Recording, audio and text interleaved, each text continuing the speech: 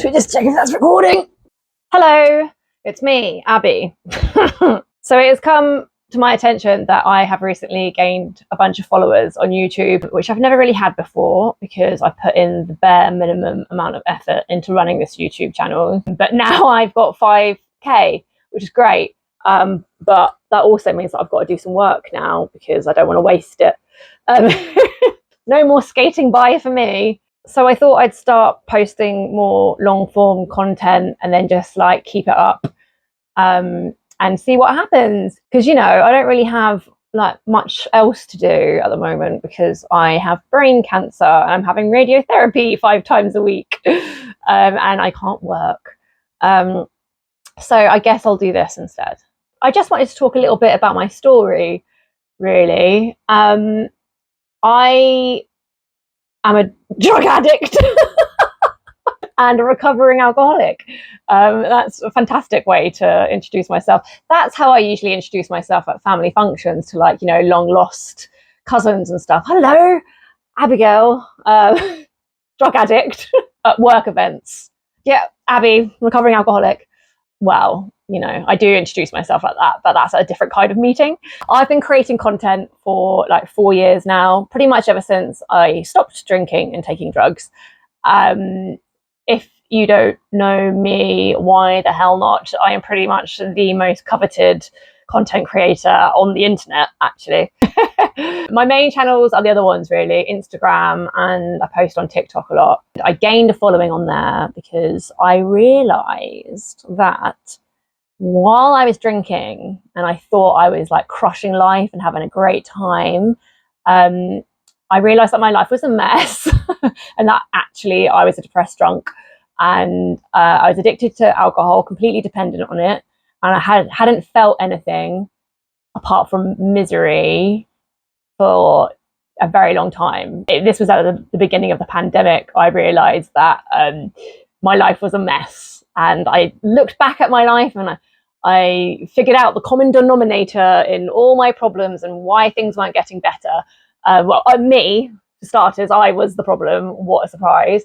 But it was alcohol and drugs. I realised that they were killing me and making me miserable, and I didn't enjoy it anymore, and I was really unhealthy both physically and mentally, and I had to cut it out. Like, it got to a point where I decided I wanted to be happy and I wanted to live, and I couldn't do either of those things if I was using and drinking, so I cut them out. And when I got sober, I started making content about it. I just kind of chronicled the highs and lows of sobriety and recovery in a funny way.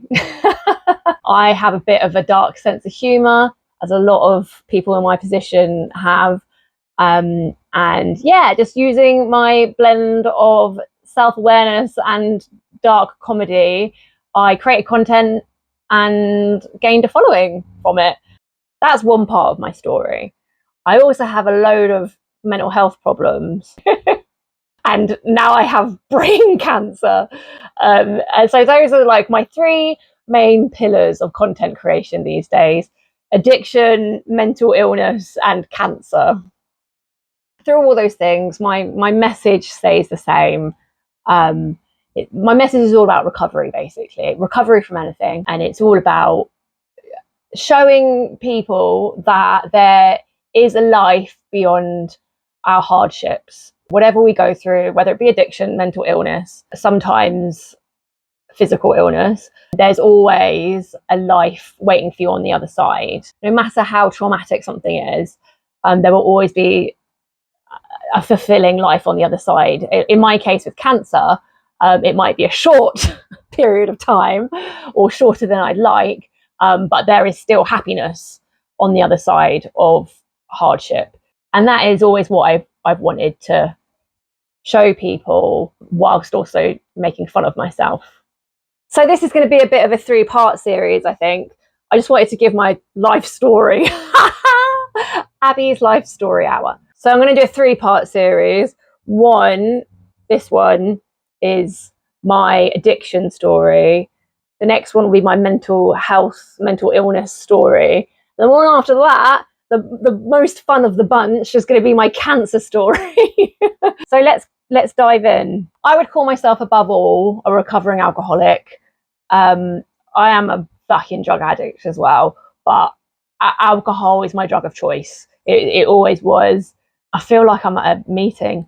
As a teenager, I was really, really sad. I was a really, really, really sad teenager. I lost my dad to suicide when I was 3 years old. And it basically, you know, the ripple effects of that throughout a family and throughout children's lives is tremendous. So growing up, I was very troubled, like super, super troubled.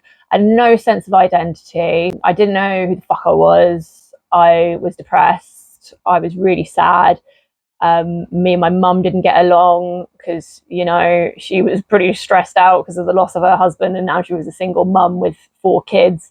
And so we were arguing all the time. It was really, really tumultuous environment for me growing up. And that kind of poured into every facet of my life. Like, I had terrible mental health. I was really angry. I was really angry kid. I had like lots of friends as a kid. I was like the kid at school who was mates with everyone. I still felt really, really lonely because I felt misunderstood. And I don't know, it sounds quite typical of like an emo teenager, but I was just dark. I was just dark inside. I didn't feel like any joy in my life. I was loved by people, but I didn't feel loved.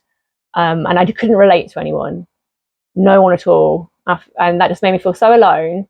And, you know, that just chips away at you. And this was like the 2000s. So mental health conversations, especially with young people, weren't really going on. I got labelled as a problem child. So, you know, it was like, Abby is bad, Abby misbehaves, Abby is a bad kid. It gave me such bad self-esteem because that's how I saw myself. It wasn't like, oh, Abby's growing up in a really kind of unloving environment, or Abby's father just killed himself. It was like, okay, Abby misbehaves, Abby's a troublemaker. And I was just kind of like cast aside. And that just brewed more anger in me, more feelings of being misunderstood, all that kind of stuff. And then to fix those feelings, to numb them and just to forget about it all, I turned to alcohol. Drinking in Britain, British drinking culture is rife. All teenagers, not all, should I say, but a lot of teenagers drink. We go to Fields on a Friday night and we just get pissed on cheap cider. So that was normal, just to binge drink. And as soon as I started drinking, I had my first, you know, £2 bottle of Strongbow cider. Oh, I felt like I cracked the code. I felt so angry and miserable and misunderstood my whole life. And then I had a drink and I got drunk and that all went away. I was like, oh my God, this is the magic elixir. This makes me feel normal. This gets rid of all those feelings. All the anxiety, all the sadness was gone. And I was just like, right, I'm going to do this for the rest of my life because this is the answer to my problems, obviously. This makes me feel better. That stuck with me. Alcohol was the answer to my problems. And so I just carried on drinking. And I was drinking to blackout from a very young age, from like 13, 14, because I was powerless to alcohol even then. I was drinking alcoholically, like straight off the bat. So I went down the path many alcoholics go down. You know, once we find the secret source, it defines our youth and then sometimes into adulthood. I wanted to party forever. I was like, I am never going to stop doing this, ever. By the time I went to sixth form college, when I was like 16, I was a heavy drinker. One of my classmates just so happened to be a coke dealer. I didn't go to college in a very upper class area of the world. I went to a really dodgy college. And one of my classmates, turns out he was a coke dealer. And then so he gave me coke and I loved that as well. And I loved the lifestyle. I loved partying. I loved like shagging randoms. I loved doing loads of drugs. I loved getting out of my head. It stopped all my dark feelings until I was, you know, alone at home with my own thoughts. So you know what I did? I just started drinking at home as well. and pretty much I was just drunk all the time. I moved to London when I was 18 because I grew up in like a village in southeast England, and it was boring, and there was more parties to be had in London. So I moved to London, and the drinking and drugs carried on. I wanted to go out all the time and drink to forget. So I surrounded myself with other people who wanted to go out all the time and drink to forget. Funny how that works out. My 20s were like just booze and drug filled. I always worked in hospitality, like the restaurant business and bars. So, you know, that just kind of enabled my lifestyle.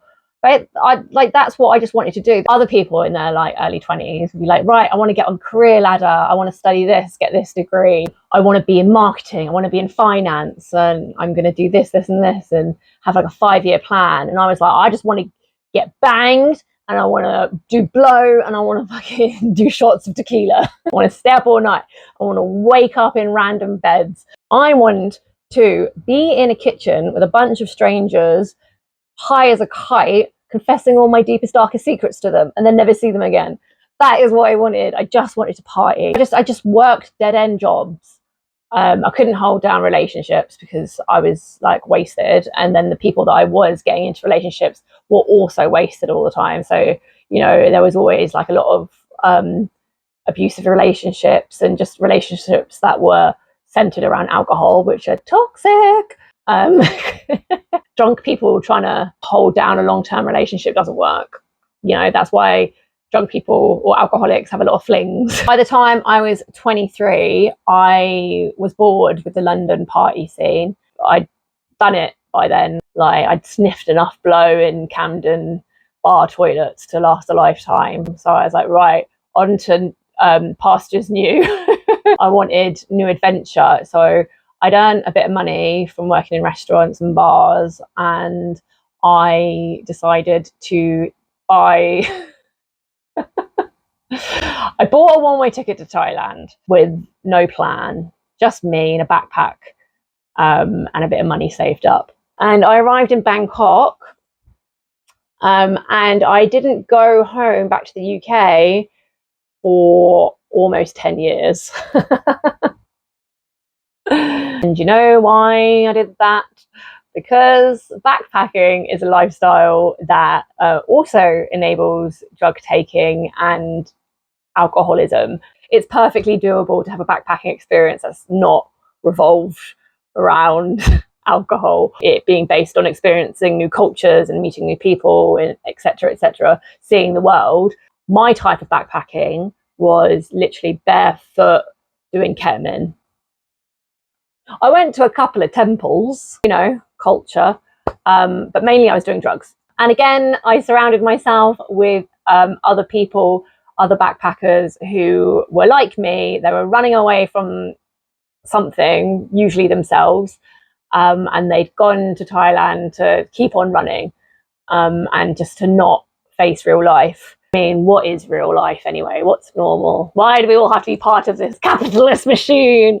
So when I was like running around in these party backpackers circles, I pretty quickly picked up on the fact that you could work out there, and you could work in bars in like Cambodia, in Thailand, in Vietnam, in Laos, on that like backpacker trail. You could work for food and board basically.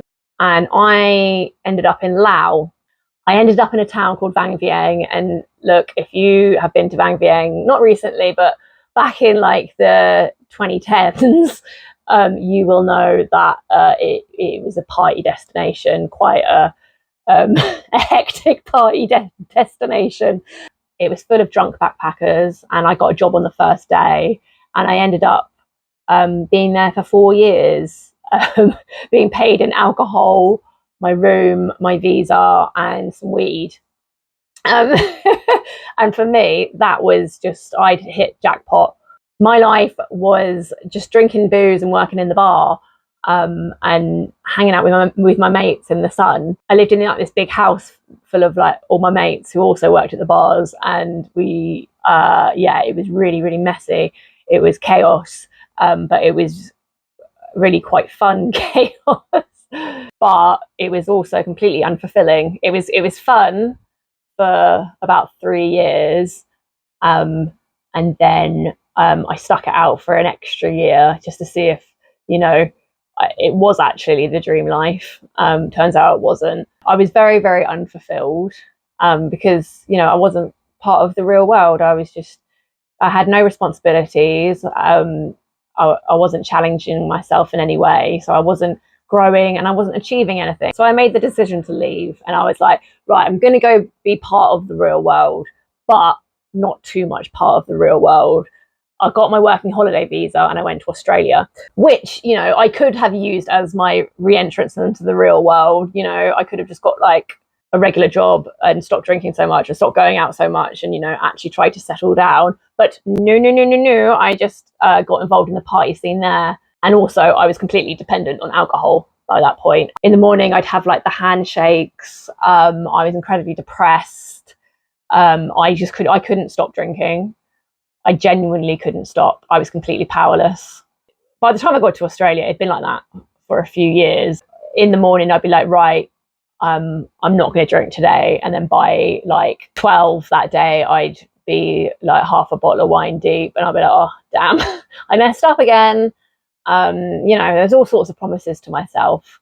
Like, oh, I'll only drink on the weekends. That never worked. Because as long as I was sentient, you know, because as long as I was conscious, I would I don't know how it would happen, but I'd end up at the bottle shop and I'd end up with another bottle of wine or a bottle of vodka, and I was powerless. I couldn't control it. It was just drink after drink after drink, and as that continued, I got more depressed, more suicidal, and it got to a point where, when I was in Australia, it got to the point it was really bad, really bad. I was really sick. So I decided to make things better and to get healthy again. I was going to go to one place where I knew that I'd be happy, and that place was Southeast Asia. And I went back to Bang Vieng. I thought, you know, I know where a really healthy place for me, where I won't drink or do loads of drugs or have lots of dangerous sex. Let's go there. Surprise, surprise, things didn't really get better. I was still an alcoholic and I was still depressed there. So, but in my depression and my alcoholism, I managed to meet someone when I was there. I managed to meet an American man and I fell in love with him, head over heels, super, super in love with him. And he asked me to move to New York with him. And I was like, fucking yes. Like, I didn't know where I was going to go next. I'm a little vagrant. Thank you for inviting me to your country and letting me live in your house. So I did. I moved to New York with him. And yet again, I thought that's where things were going to get better. But apparently, just because you move location, your problems don't go away. Your problems just follow you. I had no idea. When I got to New York, I moved into this guy's house with him. And very quickly it became apparent that I was not the good time hippie British chick that he met on holiday. I was actually a depressed drunk who was out of control, and couldn't stop drinking. So he would go to work like during the day and kind of like leave me in the house. I would help myself to his like tequila selection, and by the time he got home, I'd be like blackout, plastered drunk. And I'd just be shouting at him. I was so miserable and I was so isolated, not just because, you know, I was living in the States and I didn't know anyone. I was isolated because I was dealing with alcoholism and depression, and keeping it all inside and trying to deal with it myself while everything just got worse. So I became quite a toxic person. He'd come home, I started shouting at him, and he'd be like, why the fuck is there some random British drunk chick shouting at me in my own house? He's like, you've got to leave. Like, you've got to fuck off. So he drove me to the airport in the middle of the night one day, and I had a visa for Canada, like a working visa, because it's part of the Commonwealth, and I'm from England, as you can probably tell by the voice. And he was like, right, where in Canada do you want to go? I'm booking your ticket now. And I was like, I fucking don't want to go to Canada. I want to stay here with you where I'm so happy. And he was like, no, you're going to Canada. So he put me on a plane to Ottawa, where we had a mutual friend. And he took me in, and I was just like a broken shell of a woman. And yeah, I tried to make a life in Ottawa, but I was still depressed and I was still hell-bent on destroying myself. So I decided, in all my wisdom, to make things better by smoking crack. Yeah, I met someone who was a crack addict, and like a pretty functioning crack addict, actually. To his credit, he was basically like, my life's falling apart. I'm going to go on this like massive relapse, because he was sober when I first met him. He's like, I'm going to go on a massive relapse, and I'm just going to do loads of drugs. Do you want to come along with me? And I was like, fuck yes, I hate my life. I'm heartbroken and depressed. So yes, I would love to smoke a bunch of crack with you. Thanks for the invite. And that's what I did. I went on a big crack binge, and surprise, surprise, smoking crack didn't make anything better. It made it worse. I was like, oh, here's a shiny new toy I can use. This is the crack pipe. Here's a shiny new toy I can use to try and escape my problems, and to numb myself from feeling all the sadness I feel inside and for hating myself. Why don't I just smoke this? And surprise, surprise, smoking crack didn't make my problems better. They just made them worse. So yet again, I found myself depressed and suicidal and abusing substances like there's no tomorrow. Again, I was like, I know how to make this better. I will leave this place and go to a new place where I'll have a brand new beginning. I can have a rebirth and everything will be fine. So I went to Vancouver Island, and of course that didn't happen. I was just as miserable. I was just as sad, and still just completely dependent on alcohol. I wasn't smoking crack there, but only because I couldn't find someone to sell it to me. Things got so bad that I ended up losing my job. I got a job in a barbecue restaurant. I got fired because the boss came in and found me slumped over the bar after I downed a bottle of vodka on shift. And then the next morning, he brought me in for a meeting, and he was like, well, obviously you're fired. And also, I think that you've got a problem with alcohol. And I was like, yeah, no shit. Alcohol is a problem with me. No, I knew I was an alcoholic by that point for sure. And, you know, I lost my job, but instead of that being the wake-up call that I needed to turn my life around and make the necessary changes that I need to make, I carried on drinking, carried on binge drinking. And I was so depressed and hated myself so much that I went through with it. I tried to unalive myself. I failed, obviously, because I'm still here. Thankfully, very grateful for my failure there. And because of my failed unaliving attempt, I ended up having a nice little grippy sock vacay. If you don't know what that means, it's a psych ward stay, basically. So I spent a bit of time in the psych ward. And then when I was discharged, still, it wasn't the wake-up call I needed that told me, like, oh, hey, maybe there's something really wrong in your life. Like, maybe things aren't going to plan. Maybe you should change something. None of that. I just went straight to the liquor store, carried on drinking. And that was around the time in 2020 where the global pandemic hit. And it wasn't just me who'd lost their job. Everyone had lost their job. It was a really uncertain time and everything was shut down. No one knew what the fuck was going on. So I ended up flying back to the UK, which was something I hadn't considered to do before. Because, you know, if I did that, I'd have to look in the mirror and kind of face up to what I'd done for the last 10 years, dodging responsibilities and just being an absolute fuckwit. But I did. I flew back to the UK. I moved in with my mum. I carried on drinking, of course. And I'm going to stop the video there because the next part of the story is going to be in the next video, which will be how and why I decided to get sober. I'm going to talk about the moment where I had the epiphany that maybe it wasn't the world that was the problem, it was me. And then I'll just go through how I stopped drinking and what that entailed. And that'll be in the next video. So thanks for joining me. I'm going to go to radiotherapy now and have treatment for brain cancer. Bye.